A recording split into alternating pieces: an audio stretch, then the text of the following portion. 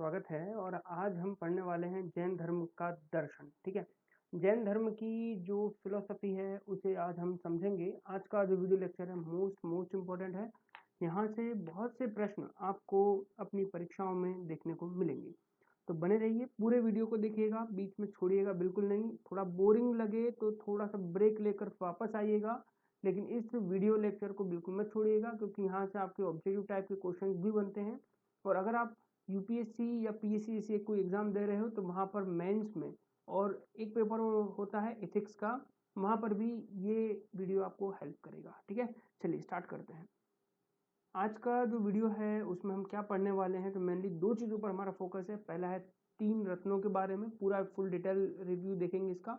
और दूसरा है कि महावीर की शिक्षाएं किस प्रकार की थी, क्या था और कैसे ये काम करती है जैन धर्म में, उस बात को हम समझेंगे।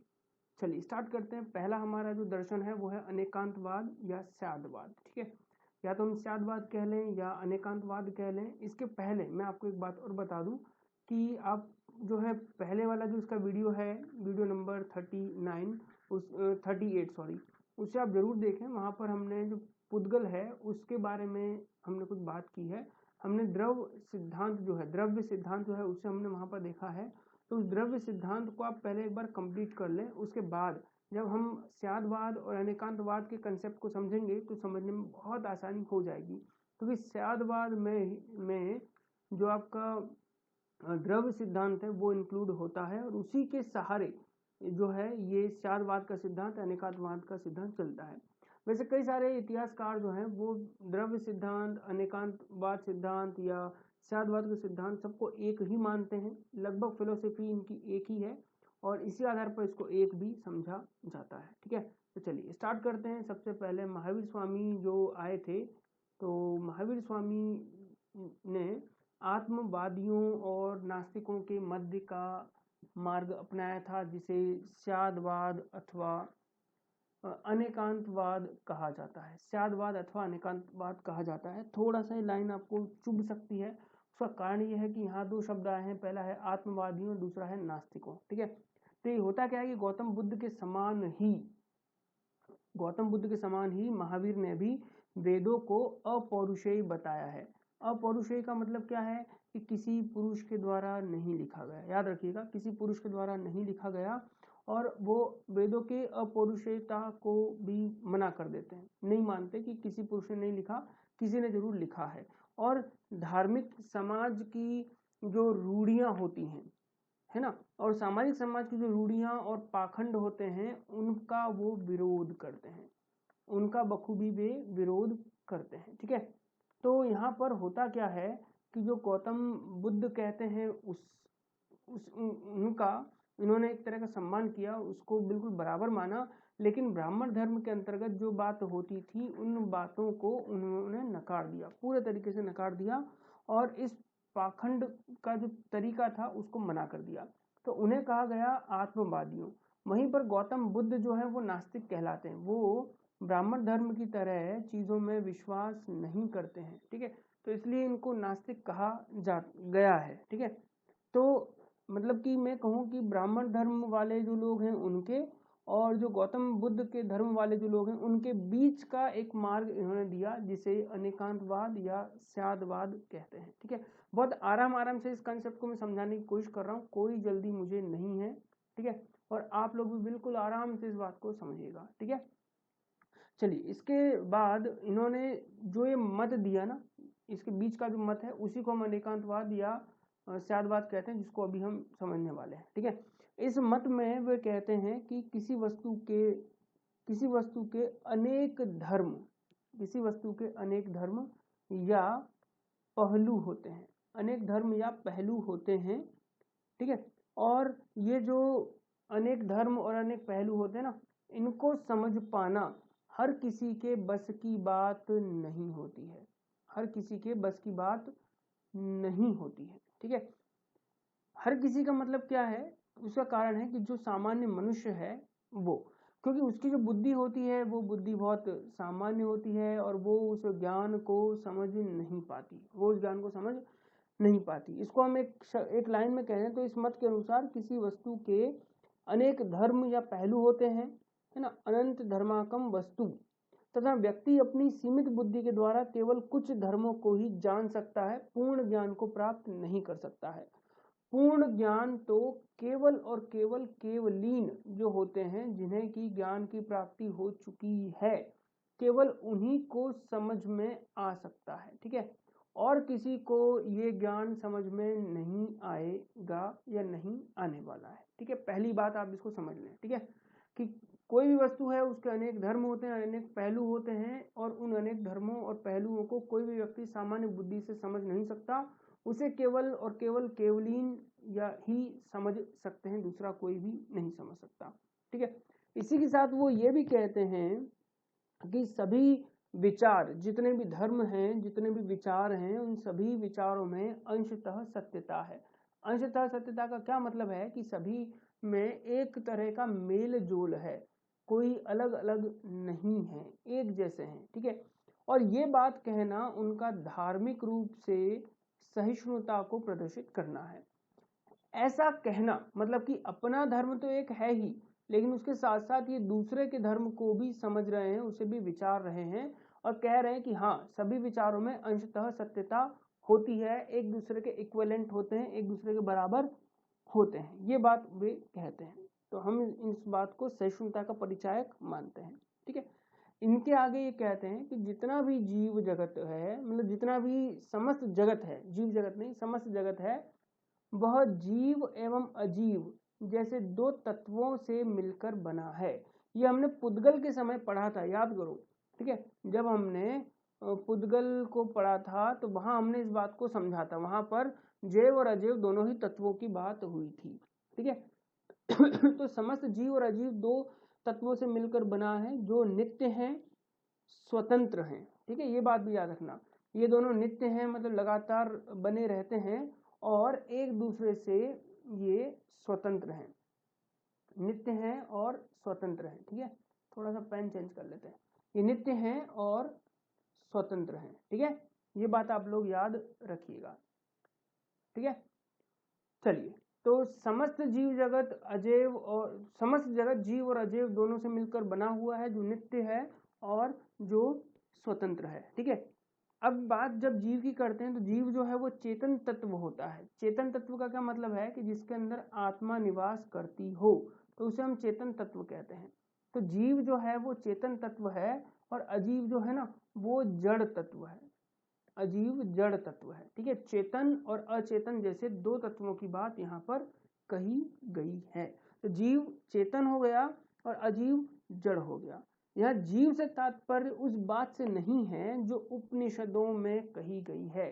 जैसे उपनिषदों में आत्मा की बात कही गई है कि आत्मा तो अमर है, उसका कुछ भी नहीं बिगड़ सकता, वगैरह वगैरह। ठीक है, तो ये उस शाश्वत आत्मा की बात नहीं करते हैं, बल्कि जो मनुष्य है, उस मनुष्य की जो आत्मा है, उसी की बात यहाँ पर कही जा रही है, या मनुष्य की जो व्यक्तिगत आत्मा है उसी की बात कही जा रही है।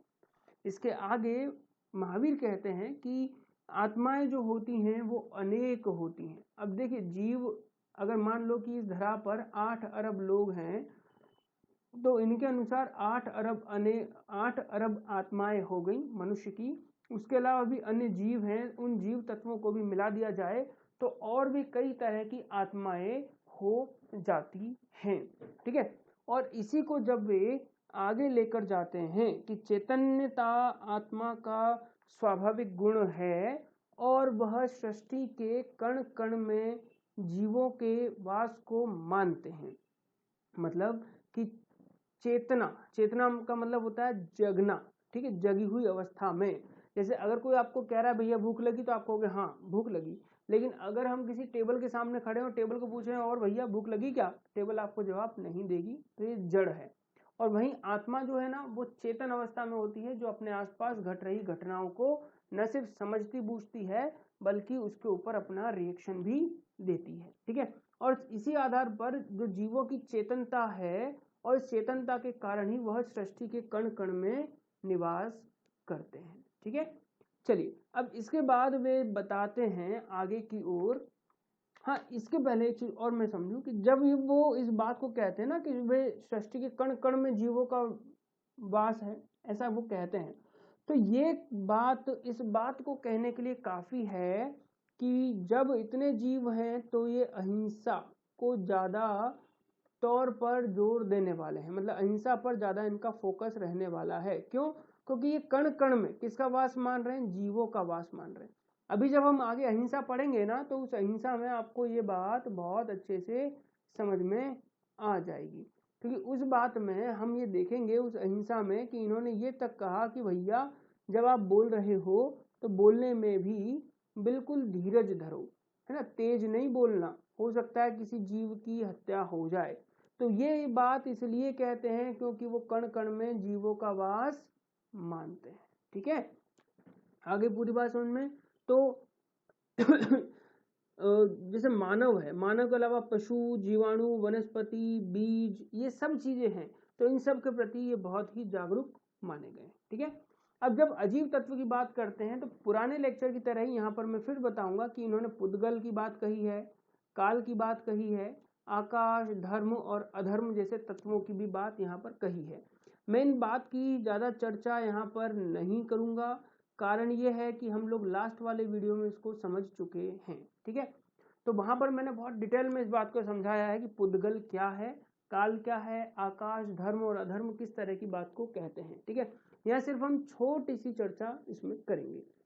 ठीक है, देखिए पुद्गल से तात्पर्य उस तत्व से है जिसका संयोग और विभाजन हो सके। ठीक है, हमने कहा था कि जीव का निर्माण जो है वो पुद्गल से हुआ है, तो जिसका संयोग हो सके और जिसका विभाजन हो सके, जैसा फिजिक्स में हम लोग पढ़ते हैं। ठीक है, तो संयोग और विभाजन हो सकता है, उस वस्तु को हम क्या कहते हैं? पुद्गल कहते हैं। और साइंस में उसको कहते हैं अणु।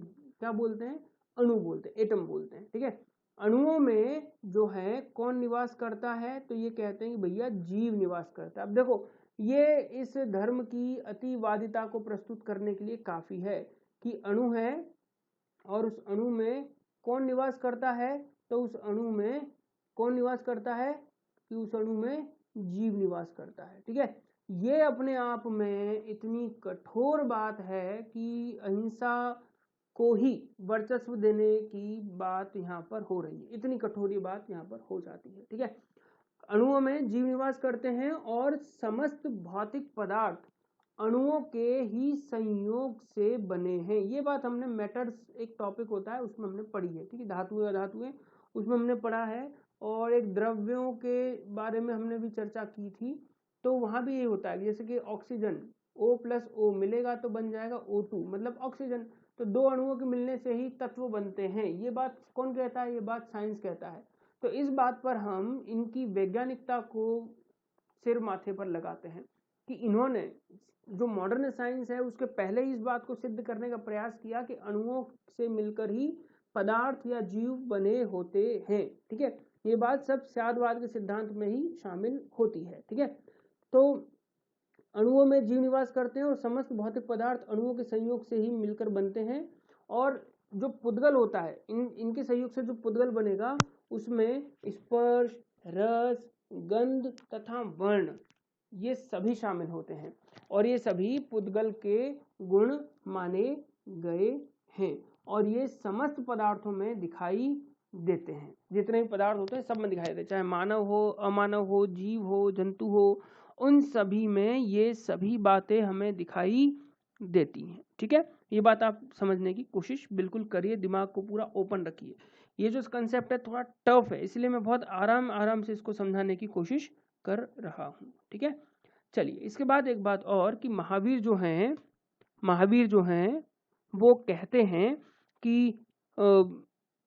कहते हैं कि पुनर्जन्म और कर्मवाद होता है ना, पुनर्जन्म भी होता है और कर्मवाद भी होता है,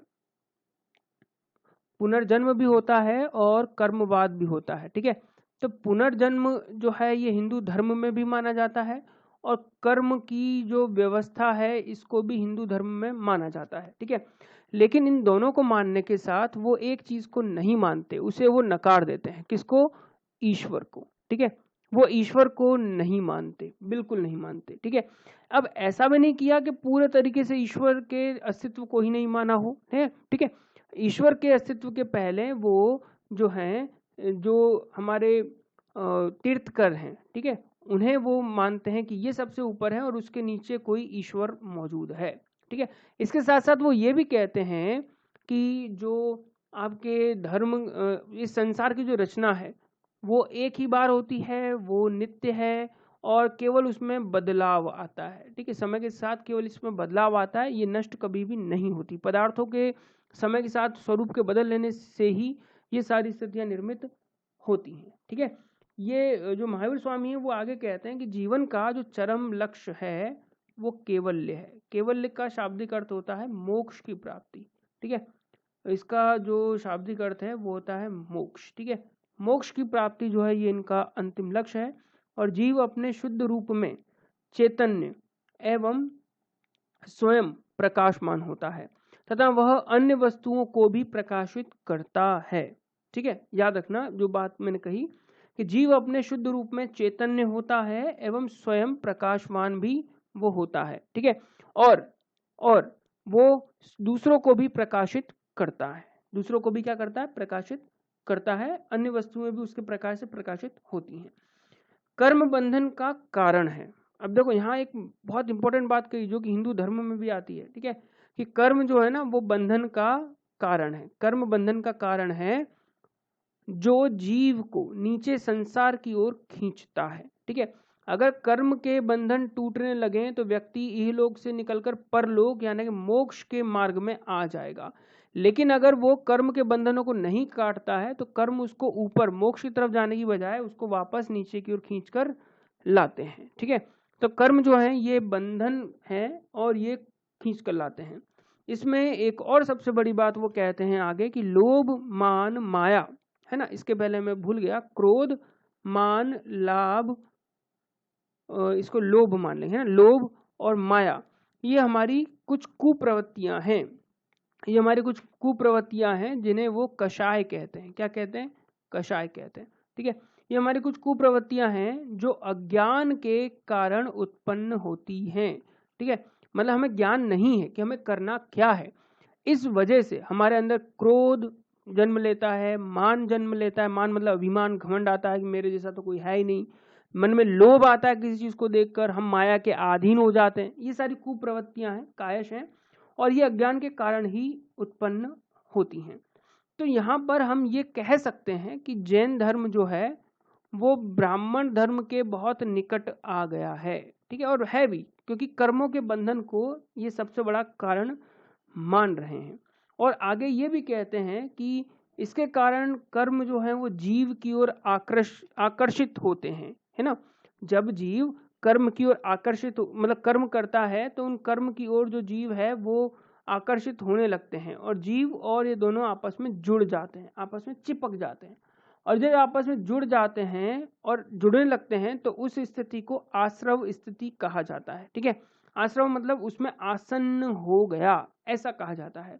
और कर्म का जीव के साथ संयुक्त हो जाना ही इस जीवन में बंधन कहलाता है।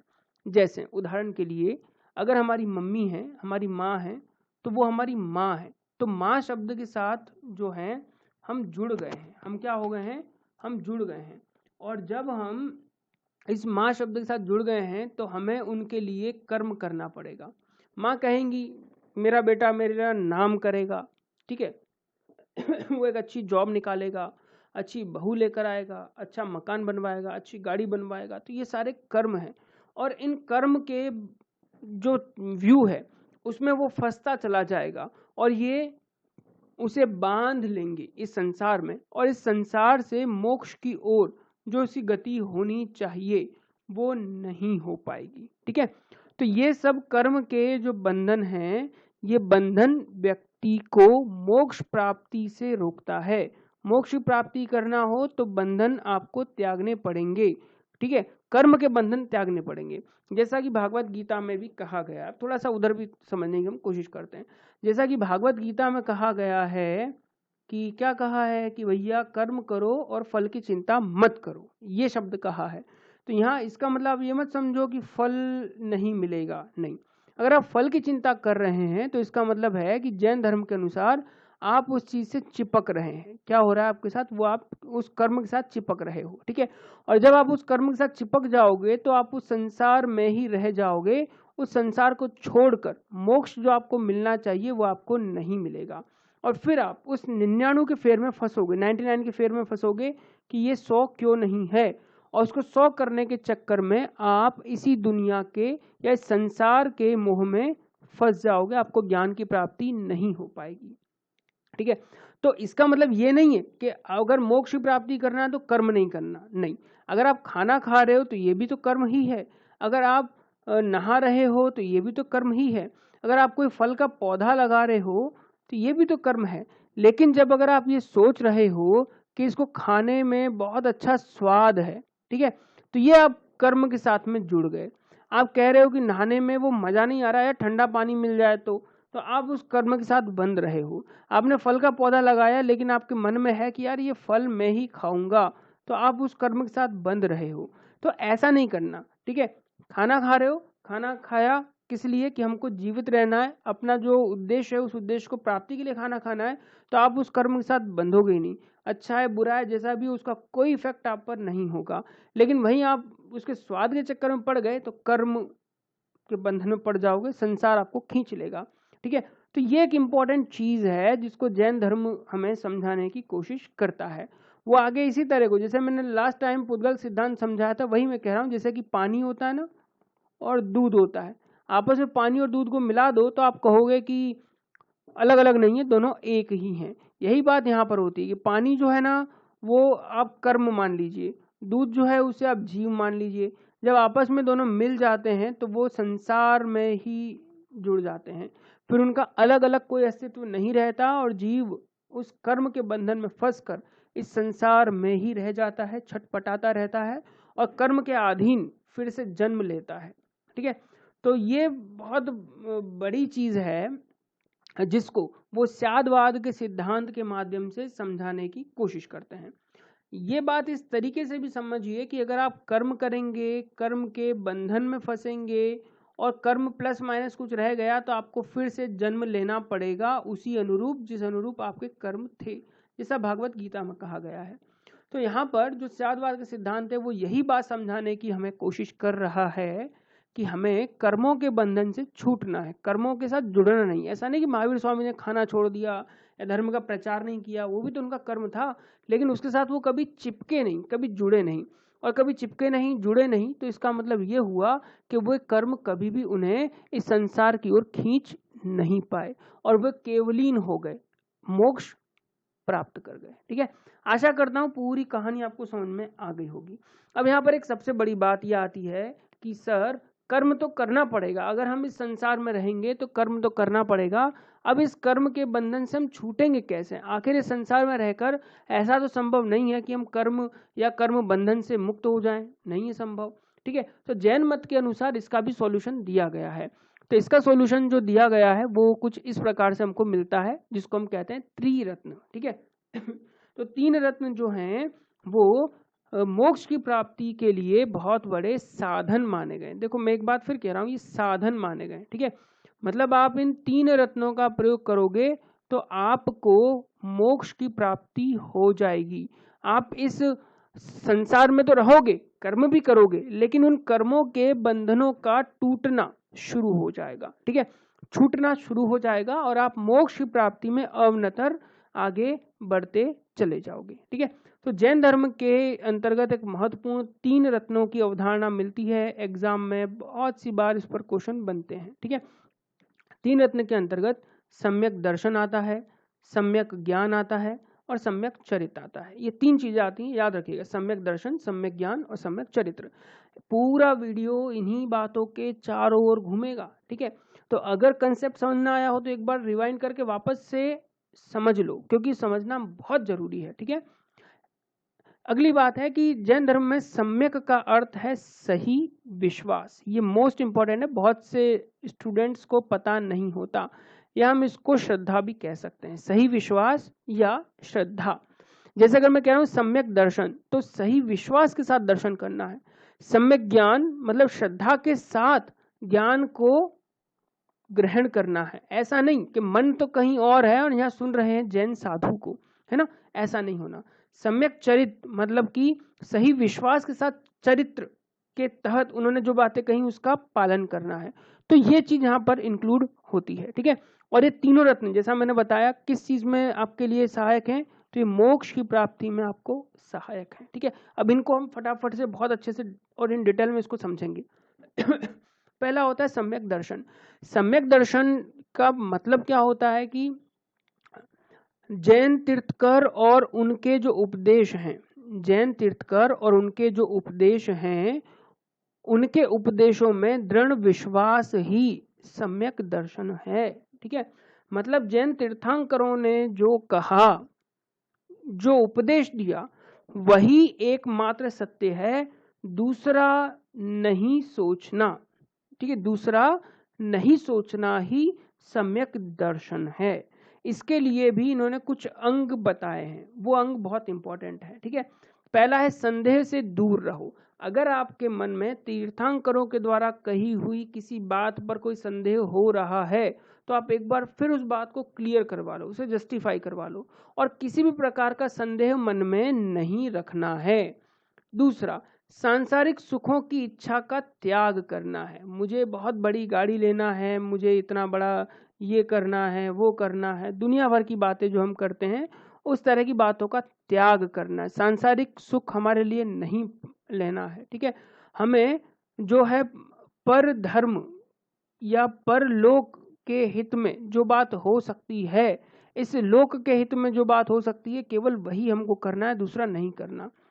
तीसरी बात कि शरीर के मोह और राग से दूर रहना, कि ये बात कहना कि हाय मेरा शरीर कितना सुंदर है, अरे मुझे तो 2 पिंपल्स हो गए, अरे मेरे बाल झड़ गए, या मेरा तो रंग ही ऐसा है, इन चीजों से दूर रहना, ठीक है। इसको कहा गया है शरीर के मोह राग से दूर रहना।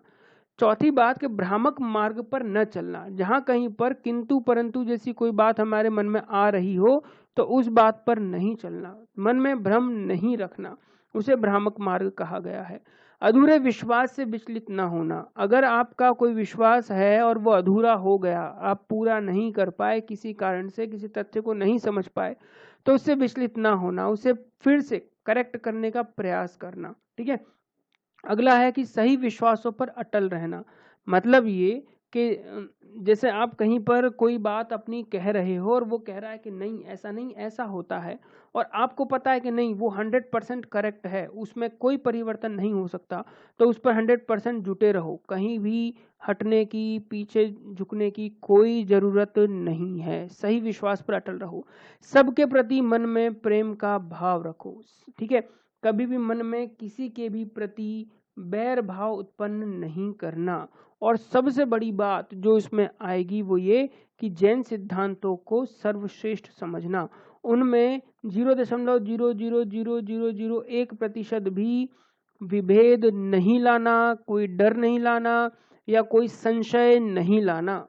ये अगर आप करोगे तो आपको क्या होगा, आपको जो मोक्ष है उसका द्वार खुलना शुरू हो जाएगा, ठीक है। इसके अतिरिक्त एक बात और है कि लौकिक अंधविश्वास जैसा कि समाज में चलता है नींबू मिर्ची वाला, तो वैसे लौकिक अंधविश्वास से दूर रहना, जो पाखंड होते हैं उन पाखंडों से दूर रहना, ये भी सम्यक दर्शन के तहत माना गया है। आशा है पूरी बात समझ में आई होगी। ना आए तो प्लीज इसे नोट करिएगा, थोड़ा टफ कंसेप्ट है, पूरी कोशिश कर रहा हूँ कि बहुत प्यार से आराम से इस बात को समझा दूं। अगला है सम्यक ज्ञान, ठीक है।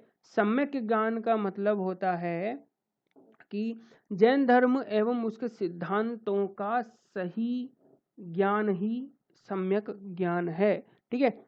मतलब कि आपको बिल्कुल सही नॉलेज होना चाहिए, किसका, जैन धर्म का, उसके सिद्धांतों का पूरा पता होना चाहिए, उसमें कोई भी असंदिग्धता, दोष रहित ज्ञान ही होना चाहिए। असंदिग्धता नहीं होनी चाहिए, दोष रहित वो ज्ञान होना चाहिए, उसको कहा गया है सम्यक ज्ञान। जिस पे पूर्ण विश्वास हो, सम्यक ज्ञान कहलाएगा। ज्ञान के 5 मार्ग बताए गए हैं। कितने मार्ग हैं? 5 मार्ग बताए गए हैं। पहला मति ज्ञान। मति ज्ञान जो इंद्रिय एवं मन के द्वारा प्राप्त होता है, यथा नाक से गंध का ज्ञान। थोड़ा टफ है, समझ लेते हैं इसको फिर से। पहला कि दिमाग से, आपका दिमाग जो है, उस दिमाग के माध्यम से जो ज्ञान आपको हो जाए उसको ही हम कहेंगे सम्यक ज्ञान। पहला, ठीक है। जैसे आप कहीं से जा रहे हैं और कोई गंध आई, कोई बदबू आई, उस बदबू को सूंघ कर आपको पता चला कि यहाँ आसपास कोई नाला है, तो ये आपको ज्ञान हो गया। ठीक है। तो सबसे पहले है मति ज्ञान, जो इंद्रिय और जो मन है इसके द्वारा प्राप्त किया जाएगा। अगला है द्वितीय श्रुति ज्ञान। ठीक है, श्रुति ज्ञान मतलब कान से सुनने से ये प्राप्त होता है। ठीक है, हम कहीं से जा रहे हैं और कोई एक अच्छी बात हमने सुनी, मन में कोई एक अच्छी बात, मतलब हम कहीं जा रहे हैं और अच्छी बात हमने सुनी और वो बात बहुत अच्छी लगी, तो इससे भी हमें ज्ञान हो रहा है, तो इसे कहेंगे श्रुति ज्ञान। तीसरा है अविधि ज्ञान, या जिसे हम कहते हैं दिव्य ज्ञान। ठीक है, कर्मों के क्षय से जीव में परिष्कार की अवस्था में सूक्ष्म द्रव्यों को जान लेने का सामर्थ्य उत्पन्न हो जाता है, जिसे ही हम अविधि ज्ञान या दिव्य ज्ञान कह सकते हैं। जैसा कि महाभारत में संजय को था। ठीक है, जब हमारे कर्म के बंधन टूटने लगते हैं, कर्म जो हमने किए अच्छे बुरे, उनसे हमको छुटकारा मिलने लगता है, उससे जब हमको छुटकारा मिलता है तो व्यक्ति के अंदर सूक्ष्म ज्ञानों को जानने की क्षमता उत्पन्न होने लगती है। उसी को क्या कहा गया है? उसी को अविधि ज्ञान या दिव्य ज्ञान कहा गया। पर इसके लिए आपको कर्म के जो बंधन है वो काटने होंगे, तभी होगा। हमारे पास कान और नाक तो पहले से दी है, जीव हमको दी है, जिससे हमको ज्ञान हो सकता है। चौथा है मन पर्याय, है ना। इसका मतलब है कि दूसरों के मन की बात जान लेने वाला। किसी की शक्ल देखी, शक्ल देख के हमको कोई बात समझ में आ गई, हमने कहा भाई तू ये बात सोच रहा है, वो कहेगा नहीं नहीं नहीं ऐसा नहीं सोच रहा हूँ। फिर हम उस पर जोर डालेंगे और वो कहेगा हाँ यार मैं यही बात सोच रहा था, तो उसको हम क्या बोलते हैं? मन पर्याय। ठीक है, मन से जानने वाला। और पांचवी सबसे बड़ी बात है केवल ज्ञान से तात्पर्य, मतलब सब पदार्थों का यथावत विभिन्न रूपों में सूक्ष्मतम ज्ञान। मतलब कि आप अपने चारों ओर जो बात देख रहे हो, उन चारों बातों को देखकर उनसे ज्ञान की प्राप्ति कर लो, चाहे वो दिख रहा हो चाहे नहीं दिख रहा हो, फिर भी उनकी ज्ञान की प्राप्ति कर लो। तो उस बात को कहा गया है केवल ज्ञान या केवल ज्ञान। ठीक है, जो केवल और केवल उन व्यक्तियों के लिए ही संभव है जिन्होंने जिन या अर्थ पद को प्राप्त कर लिया हो, जो कि तीर्थकर होते हैं। ठीक है, तो तीर्थकर जो होते हैं वही इस बात को या इस ज्ञान को हासिल कर सकते हैं, बाकी कोई भी उस ज्ञान को हासिल नहीं कर सकता है। ठीक है, तो ये 5 महत्वपूर्ण चीजें हैं जो कि सम्यक ज्ञान के तहत बताई गई हैं। अगला जो महत्वपूर्ण है वो है सम्यक चरित्र। ठीक है, सम्यक चरित्र का मतलब है कि सम्यक चरित्र का मतलब है कि जिसे सत्य रूप में स्वीकार किया जा चुका हो, उसे चेष्टा पूर्वक अभ्यास द्वारा कार्य रूप में परिणत किया जाना चाहिए। थोड़ा टफ है ना, थोड़ा सिंपल वाला बताते हैं। इसी को मैंने एक नई डेफिनेशन दिया है कि जो कुछ भी जाना जा चुका है और सही माना जा चुका है, उसे कार्य रूप में परिणत करना ही सम्यक। ठीक है, यहाँ थोड़ा गड़बड़ हो गया है ना, सम्यक, हाँ सम्यक चरित्र है। जैसे आपने केवल्य जो है उनसे पूरा ज्ञान लिया, पूरा समझा, आपको लगा कि मुझे बहुत अच्छे से समझ में आ गया है, मुझे कोई संशय नहीं, कोई डाउट नहीं, तो उसे अपने कर्म बंधनों के साथ डील करिए, मतलब उनको अपने जीवन का महत्वपूर्ण हिस्सा बनाइए। ठीक है, तो इसी बात को कहा जाएगा सम्यक चरित्र, इसी बात को कहा जाएगा सम्यक चरित्र। ठीक है, मतलब आपने पूरा ज्ञान ले लिया, लेने के बाद उसे अपने जीवन में उतारिए तो सही, उस पर काम करिए तो सही, उसी को कहा जाएगा सम्यक चरित्र। तो महावीर के द्वारा निर्देशित 5 महाव्रत या महाव्रत, ठीक है, महाव्रत हैं, इनका पालन भी सम्यक चरित्र में ही सम्मिलित किया गया है। मतलब कि जो 5 बातें महत्वपूर्ण बताई हैं, अस्तेय, अपरिग्रह, इसके बाद सत्य, इस तरह की जो 5 ब्रह्मचर्य, ठीक है, इस तरह की जो 5 बातें बताई हैं, ये बातें या इनको करना, जीवन में उतारना ही सम्यक चरित्र कहलाता है। ठीक है, तो ये बात आपको समझ में आने लगी होंगी। 3 बातें मैंने यहाँ पे समझाई। क्या? सम्यक ज्ञान, ठीक है। पहला है सम्यक दर्शन। सम्यक दर्शन का मतलब होता है कि जो तीर्थंकरों और उनके उपदेशों में विश्वास करता है वही, या विश्वास है वही सम्यक दर्शन या श्रद्धा है।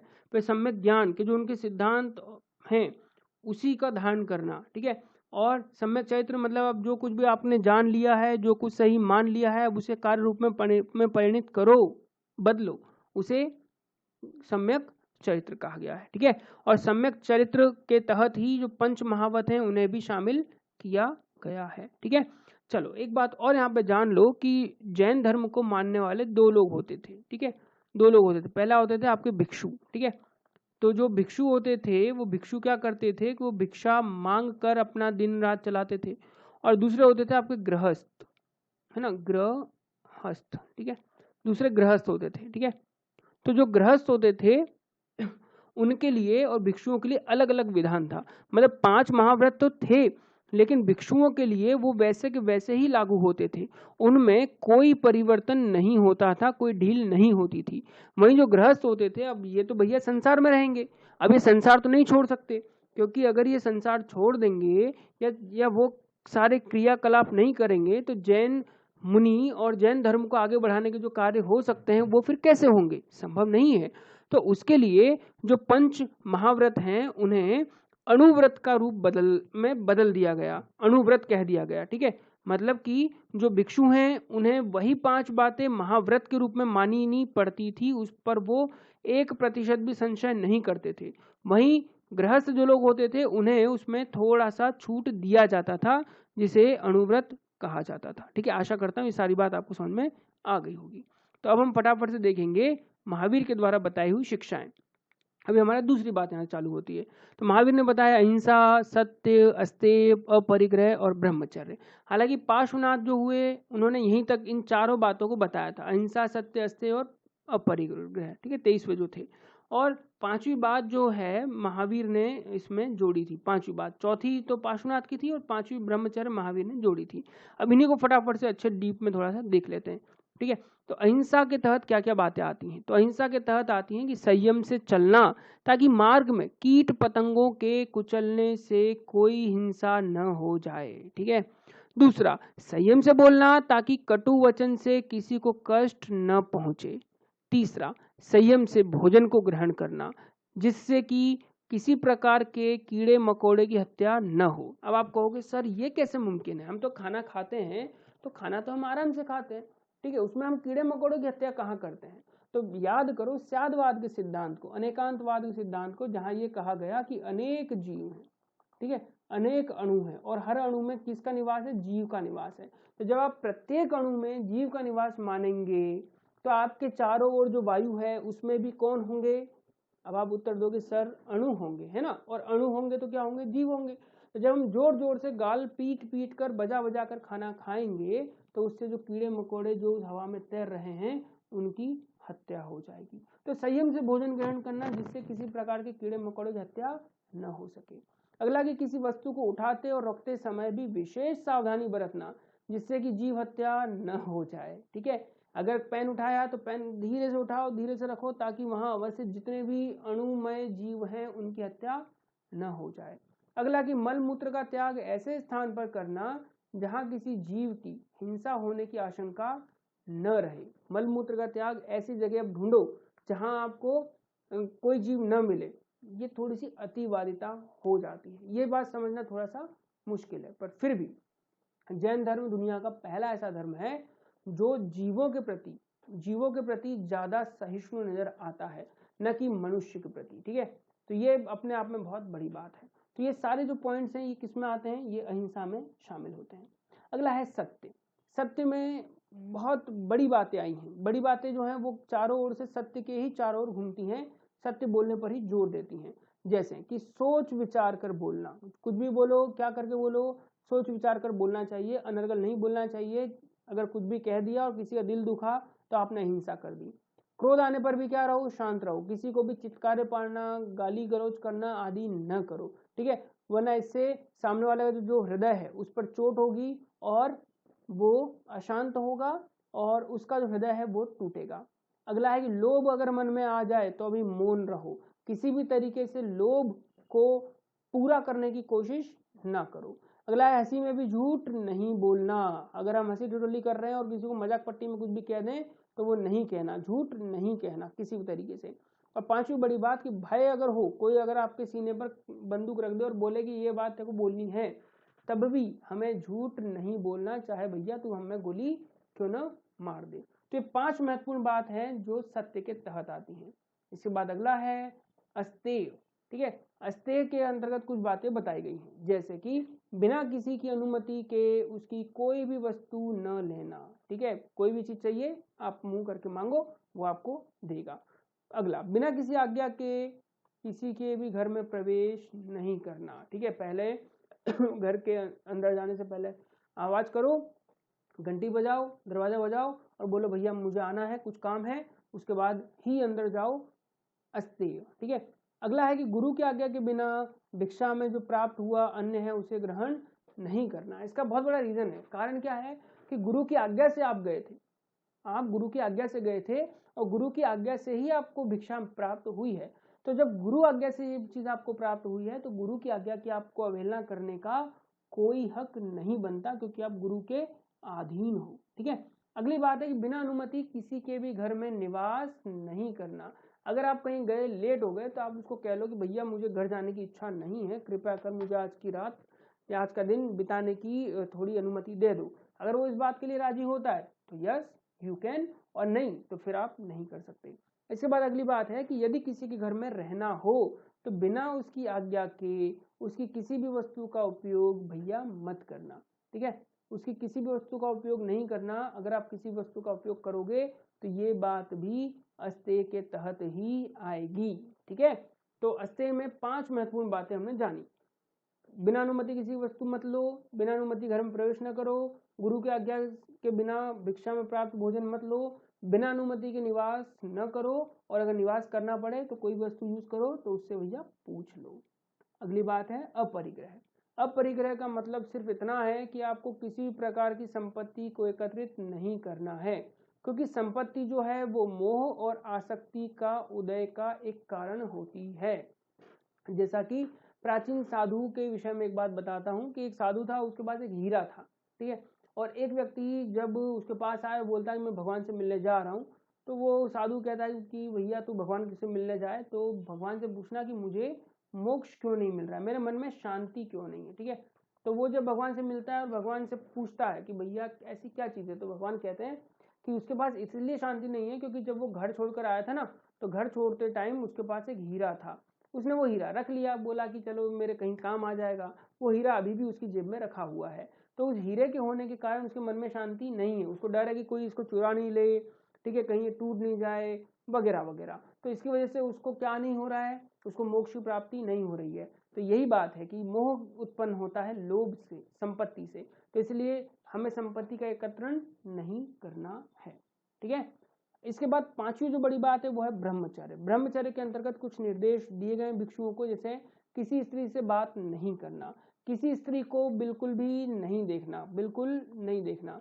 इसके बाद किसी स्त्री के संसर्ग की बात कभी नहीं सोचना, और शुद्ध एवं अल्प भोजन को ग्रहण करना, और ऐसे घर में कभी नहीं जाना जहाँ कोई स्त्री अकेली रहती हो। आप बाहर जाइए, पूछिए कि भैया कोई है पुरुष, अगर वो कहे नहीं है तो हम बाद में आएंगे। ऐसी बात ब्रह्मचर्य के तहत महावीर ने कही है, जो आज भी प्रासंगिक लगती है। ठीक है, तो ये 5 बातें ब्रह्मचर्य के तहत महावीर कहते हैं, और कहते हैं कि जीवन भर इस 5वीं बात का तो आपको ध्यान रखना ही चाहिए और आपको अपने जीवन को अच्छा बनाना है तो। ठीक है, और इन 5 बातों को गृहस्थ के लिए भी बताया गया है, लेकिन अणुव्रत के तहत बताया गया है, और अणुव्रत का जब हम पालन करेंगे तो हमें भी गृहस्थ होने के बावजूद भी जो मोक्ष है वो प्राप्त हो सकेगा। ठीक है, चलो तो अब हम जान लेते हैं कि जब आप 3 रत्नों में विश्वास करते हो और 5 महाव्रतों या अणुव्रतों का अनुपालन करते हो तो कर्म के बंधन कैसे टूटते हैं। तो जैन ग्रंथ कहते हैं कि 3 रत्नों का अनुसरण करने से कर्मों का जीव की ओर जो बहाव है वो रुक जाता है। ठीक है, जो कर्म है वो जीव की ओर जाने से क्या करते हैं, रुक जाते हैं, कर्म उसकी तरफ नहीं बढ़ता है। ठीक है, इस स्थिति को संवर कहा गया। क्या कहा गया है, संवर कहा गया है कि जब कर्म और जीव की आसक्ति जो हो रही थी अब वो बहाव ही रुक गया, तो इसको क्या कहा गया, संवर कहा गया। इसके बाद दूसरी बात है कि इसके बाद क्या होगा कि जीव में व्याप्त जितने भी कर्म हैं वो अपने आप समाप्त होने लगेंगे। मतलब ये कि नए कर्मों का बहाव रुक जाएगा, नए कर्मों का बहाव रुक जाएगा, वो नए तरीके से नहीं बहेंगे। और दूसरी बात ये कि जो ऑलरेडी आप पहले कर चुके हो वो क्या होना शुरू हो जाएंगे, वो नष्ट होना शुरू हो जाएंगे, समाप्त होना शुरू हो जाएंगे। और इस अवस्था को निर्जरा कहा गया है। पहली अवस्था संवर, बहाव रुक गया, फिर इसके बाद दूसरी अवस्था जिसमें कर्म क्या हो गए, समाप्त होना शुरू हो गए, निर्जरा। और तीसरी महत्वपूर्ण बात कि इस प्रकार जब संपूर्ण कर्मों का बंधन समाप्त हो गया, नए कर्म आए नहीं, पुराने नष्ट हो गए, तो आप कर्म विहीन हो गए, कर्मों का बंधन क्या हो गया, समाप्त हो गया। और जब कर्मों का बंधन समाप्त हो जाए तो इस अवस्था को कहेंगे मोक्ष। ठीक है, आशा करता हूँ पूरी कहानी अब समझ में आ गई होगी। इसके अलावा भी कुछ महत्वपूर्ण बात है, जैसे अनंत चतुष्टय। अनंत चतुष्टय क्या है, तो 4 बातें हैं, जैसे अनंत ज्ञान, अनंत दर्शन, अनंत वीर और अनंत सुख। मतलब ये कि जब व्यक्ति 3 रत्नों का प्रयोग करता है जीवन में, ठीक है, 3 रत्नों का प्रयोग कर रहा है, ठीक है, दूसरा कि 5 महाव्रतों का प्रयोग कर रहा है, ठीक है, तो इसको करने से उसको मोक्ष की प्राप्ति हो रही है। लेकिन उसे असल जीवन में क्या प्राप्त होता है, तो उसे असल जीवन में ये 4 बातें प्राप्त होती हैं। अनंत ज्ञान प्राप्त हो जाता है, अनंत दर्शन जो जैन धर्म से जुड़ा हुआ है वो उसको प्राप्त होता है, अनंत वीर, ठीक है, शारीरिक सौष्ठव्य, शरीर की वृद्धि उसको प्राप्त होती है, और उससे जो सुख उत्पन्न होता है वो भी उसको प्राप्त होता है। तो इसको जैन धर्म में अनंत चतुष्टय का रूप कहा गया है। और ये जो है हर किसी व्यक्ति को नहीं मिलता, उन्हीं को मिलता है जो 3 रत्नों और 5 महा जो व्रत हैं उनका पालन करते हैं, और गृहस्थ हैं तो अनुव्रतों की बात करते हैं। इन सभी बातों को जानकर हमें जो बात समझ में आई वो ये कि महावीर की जितनी भी शिक्षाएं हैं वो नैतिकता को प्राप्त हैं, नैतिकता को ही बताती हैं। जितनी भी बात है, अस्तेय हो गया, सत्य हो गया, अपरिग्रह हो गया, या ब्रह्मचर्य हो गया, ये जितनी भी 5 बातें हैं ये सब नैतिकता को बताती हैं, जिसका मुख्य उद्देश्य है आत्मा की पूर्णता। ठीक है, किसी भी तरह की आडंबरता को लेने से ये मना कर देते हैं। मोस्ट इंपॉर्टेंट बात है जो हमें भी अपने जीवन में महावीर से सीखना चाहिए। अब कुछ और बातें हैं, जैसे 3 गुणवत व्रत बताए हुए हैं गृहस्थों के लिए, जैसे कि दिग्व्रत अर्थात दिशाओं में भ्रमण की मर्यादा बांधना। ऐसा नहीं कि हम हर किसी दिशा में जब मन पड़े जब घूमना शुरू कर दें, ठीक है, घूमने पर पाबंदी। इसके बाद दूसरी बात है अनर्थ दंडवत, मतलब प्रयोजनहीन, जिस बात का कोई मतलब नहीं होता, ऐसी बात जिससे पाप उत्पन्न होता हो, ऐसी वस्तुओं का परित्याग कर दो। ठीक है, अगर आपके पास कोई ऐसी वस्तु है जिसका आपके पास कोई प्रयोजन नहीं है और उससे आपको पता है कि लड़ाई झगड़ा वगैरह कुछ हो सकता है, पाप उत्पन्न हो सकता है, उस चीज को त्याग दो। इसके बाद तीसरी बात है भोगोपभोग, मतलब परिमाण, अर्थात भोग्य पदार्थों का परिमाण निर्धारण करना। मतलब इसको इस बात से समझा जाता है कि आप गए शादी में आपने देखा भैया बहुत अच्छी डिश है हमारे सामने, मान लो कि हमें पसंद है रसमलाई, हमने खूब सारी रसमलाई खा ली, तो भैया ये सब नहीं खाना है। भोगोपभोग मतलब कि जो आपके भोग्य पदार्थ हैं, जो आप इसको खाने वाले हो, उसका एक परिमाण, एक मात्रा निश्चित होनी चाहिए। अगर आप उसकी कोई मात्रा निश्चित नहीं करोगे, क्योंकि इन चारों में, इन 5 व्रतों में और 3 रत्नों में ऐसी तो कोई बात नहीं आई कि आपको अपने असल जीवन में और किस बात का पालन करना चाहिए। तो यहाँ पर ये बात 3 गुण व्रत में समझाई गई है कि हर दिशा में नहीं जाना, दिशा का बंधन होना चाहिए, जो चीज प्रयोजनहीन है, पाप को बढ़ाती है, उसका त्याग करना है, और जो भी हम भोग्य पदार्थ का उपयोग कर रहे हैं उसका एक परिमाण निर्धारित करना है, अति नहीं करना है। इसके साथ में 7 शील तत्वों की भी बात यहाँ पर कही गई है, जिसमें पहला है दिग्व्रत, यानी अपनी क्रियाओं को विशेष परिस्थिति में नियंत्रित करना। ठीक है, जैसे अगर हमें कहीं पर गुस्सा आ रहा है तो हमें गुस्से वाली जो क्रिया है उस पर रोक लगाना है। ठीक है, दूसरा देशव्रत, यानी अपने कार्य कुछ विशिष्ट प्रदेशों तक ही सीमित रखना है। ऐसा नहीं कि हम दुनिया के देशों तक घूम रहे हैं, नहीं, हमें कुछ देशों तक ही अपने कार्यों को रखना है। तीसरा है अनर्थ दंड व्रत, यानी बिना कारण के अपराध न करना, है ना। जैसे अगर कोई दोषी है और आपको लगता है कि वो निर्दोष है, वो निर्दोष है, ठीक है, तो आप उसके लिए भी कोई काम कर सकते हो। तो इसको कहा गया बिना कारण अपराध न करना। अगर कोई जीव आपको मारने की कोशिश कर रहा है तो पहली चीज तो उसी को कोशिश करने दो, अपने को कुछ नहीं करना। फिर लगता है कि वो अपने साथ किसी दूसरे को भी मार सकता है, तो भैया यहाँ पर आप कोई एक्शन अगर उठा रहे हो तो वो अनर्थ दंड व्रत के तहत आएगा, बिना कारण अपराध नहीं किया। इसके बाद है सामयिक, मतलब चिंतन के लिए कुछ समय का निश्चय करना, अपने दिन प्रतिदिन में कुछ ऐसा समय निकालना जो कि जैन धर्म के जो उद्देश्य और जो तत्व हैं उन्हें समझने में और उनको समझाने के लिए हमारे लिए काफी हो, ऐसा। अगला है प्रोषधोपवास, मतलब कि मानसिक एवं कायिक शुद्धि के लिए उपवास करना, जो कि ईयर में भी कुछ हो सकते हैं, कुछ हफ्ते में हो सकते हैं, कुछ महीने के दौरान हो सकते हैं, ताकि हम मानसिक रूप से और शारीरिक तौर पर शुद्ध हो सकें। इसके बाद है उपभोग प्रतिभोग परिणाम, जीवन में प्रतिदिन काम में आने वाली वस्तुओं व पदार्थों को नियंत्रित करना। ऐसा नहीं कि हम उस पर कोई नियंत्रण नहीं रख पा रहे हैं और जरूरत से ज्यादा चीजों का उपभोग कर रहे हैं। आपने बहुत सी बार देखा होगा कि जब जैन धर्म के अंतर्गत कई घरों में उपवास रखे जाते हैं, तो उपवास के दौरान लोग अपने घरों में ही रहते हैं, कहीं बाहर नहीं निकलते, ठीक है, अपने घर के अंदर ही रहते हैं, अपराध नहीं करते, चिंतन करते रहते हैं बैठे बैठे, उनका जो मानसिक और कायिक शुद्धि के लिए उपवास है वो चलता रहता है, और दिन प्रतिदिन जो चीजें उनको उपयोग में आती हैं वो भी बहुत नियंत्रित होती हैं। और सातवीं बड़ी बात कि अतिथि समविभाग, मतलब अतिथि को भोजन कराने के उपरांत ही भोजन करना। ऐसा नहीं कि पहले खुद खा लिया फिर कह रहे हो हाँ अतिथि जी अब आपके लिए कुछ लाएं क्या बचा हुआ, ऐसा नहीं होना। दोस्तों एक बात और आप यहाँ समझें कि अगर जैन धर्म को हम विशेष रूप में देखें और जैन धर्म के अनुसार अगर पूरी दुनिया चलने लगे तो शायद पूरी दुनिया में कोई भी आक्रमण युद्ध जैसी स्थिति बिल्कुल नहीं बनेगी, बिल्कुल भी नहीं बनेगी, और लोगों में शांति, चित्त की स्थिरता और भी ऐसी तमाम चीजें अपने आप बनने लगेगी। दुनिया के देशों में आपस में प्रेम प्रगाढ़ होने लगेगा। लोग बेवजह जो धन संग्रह करते हैं वो धन का संग्रह नहीं होगा और वही धन लोगों के भले के काम आ सकेगा। और जो वस्तुएं या जो संसाधन हैं जिनका लोग अति उपयोग कर रहे हैं, दुनिया भर में घूमते फिर रहे हैं, कोई मतलब नहीं जिन चीजों का, वो सारी चीजें उन लोगों के काम आ सकेंगी जो भविष्य में आने वाली पीढ़ी है हमारी और जो वर्तमान में हमारे साथ जी रही हैं, जैसे अफ्रीकन देश वगैरह हो गए। लेकिन इन चीजों पर विचार करने के लिए हमारे पास समय है कहाँ, ठीक है।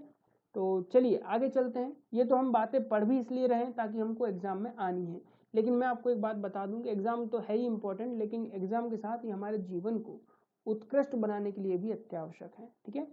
अगली महत्वपूर्ण बात है धर्म के 10 लक्षण। तो 10 लक्षण क्या है, तो उत्तम क्रमा अर्थात क्रोधहीनता, जीवन में कभी भी क्रोध को नहीं लाना।